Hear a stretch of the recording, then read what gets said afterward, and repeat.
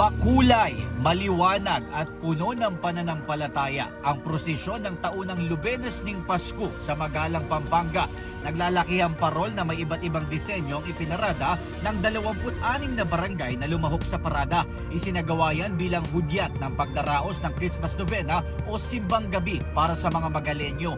Matapos ang opening procession, iikot ang mga parol sa kani-kanilang barangay sa loob ng 9 na araw para anyayahan ang mga deboto na dumalo sa Simbang Gabi. Shining and shimmering naman ang peg ng mga tricycle na yan sa parada sa Takurong, Sultan Kudarat. Para yan sa Christmas Rides Competition na nilahukan ng 30 tricycle. Ang mga tricycle, dinisenyuhan ng iba't ibang Christmas decorations gaya ng Christmas tree, snowman at sleigh ni Santa. Ang paandar na yan ay bahagi ng Inugyunay Festival na ginagawa tuwing Pasko sa lungsod. Ang mga mananalo, kikilalanin sa huling araw ng festival.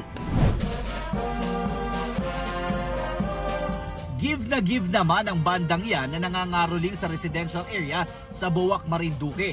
Hindi lang ang bahay na pakay nila ang nagising sa kanilang performance, kundi pati mga kapitbahay. Ikinatuwa naman ng mga residente ang full band caroling paandar ng grupo.